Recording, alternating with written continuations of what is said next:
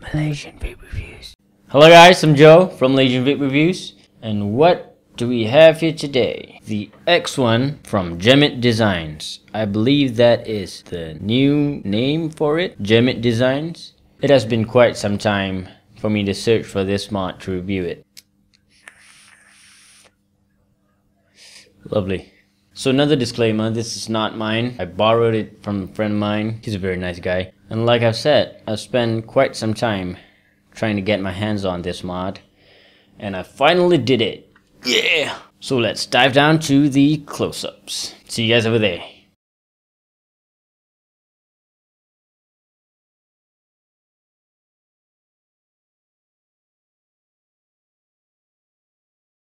So, this is the box that the X1 came in with. It is a normal wooden box, but this is one of the nicest wooden boxes that I've seen that comes with a mod.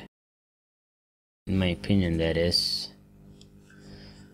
I know you're not gonna look at this box every day or touch it every day like the mod, but at least it comes with a very nice packaging. So that's the logo of Jemit Designs. I believe that is the new name for it. When you look inside, there you have some bubble wrap.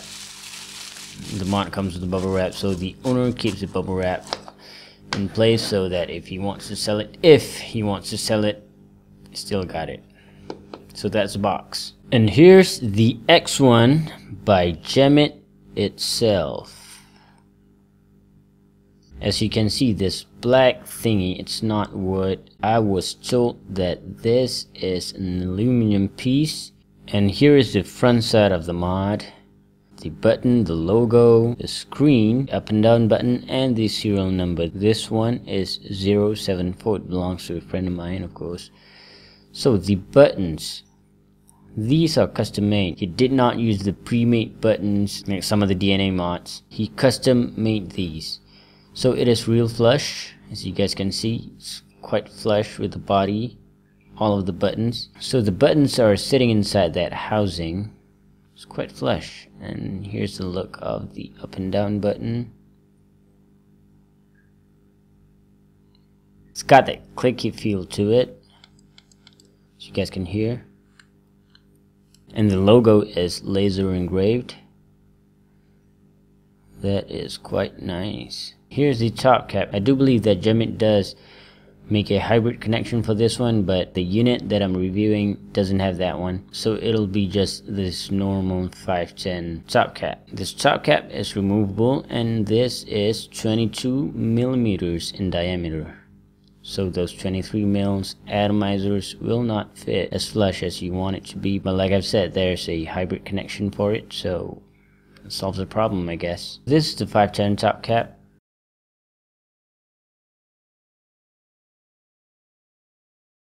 I believe this is brass, and this is adjustable, so your atomizers will sit flush on the top cap.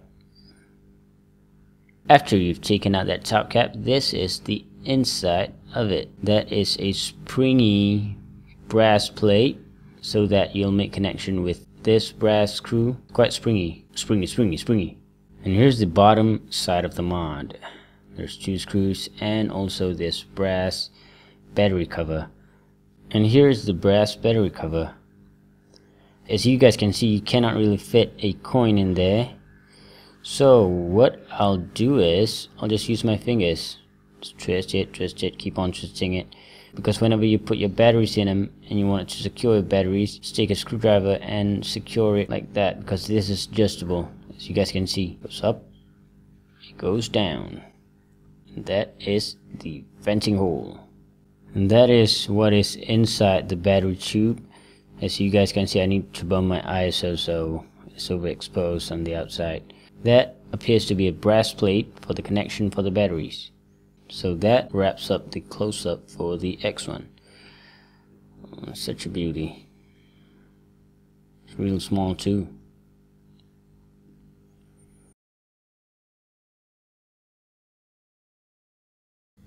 So hey guys, I'm back, and let me tell you a little bit about the modder. The guy that is behind this amazing X1. Honestly, I don't think he needs any introduction anymore to the vaping community. He was in the vaping game for I think more about 2 years or 3 years plus now. I believe that his real name is Esmith, but on Facebook he goes by the name of Jemit Designs. Well, he is a very nice guy. I've never met him in person, but I've talked to him through Facebook and he replied all my PMs. Not very often that a modder would reply your PMs asking for mods or asking about stuff. So I think he's doing a great job trying to communicate with his customers while building loads of mods. So started out selling his own mods. I think it's about 2013. First mod that he came out with was the SSV one. I bought one of those. I was a proud owner of it. It was a hybrid 18350 kind of mod. I don't have it anymore. I sold it. And then he came out with the second mod, which is the SSV2. Thought did a review on that. It was a really nice mod, and that time mechanicals was the shit. And then he came out with his first DNA mod, that is the Jetna. It is a DNA tube mod, and then came out with the Sarai, I believe, and his Furion mechanical mod. Basically, he's a great modder. Comes with a lot of great mods, and this is one of them. Okay, so my verdict on this beautiful mod. Let's start off with the cons first. It's not really a con, it's more like a subjective kind of con. The edges on it is pretty sharp, but I'm pretty sure he has perfected his design by now, because this is the first version. I'm sorry, I didn't mention that one. This is the first version of X1.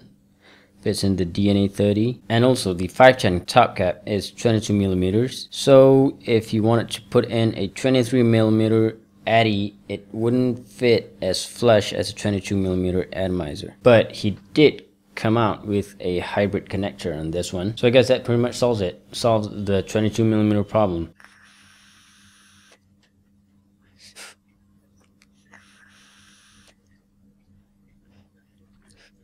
Those are the only cons that I have with this mod, so I don't have any other cons with it. It's not really a con, it's more of a subjective thought of the mod. So the pros, it's quite small, it's really small.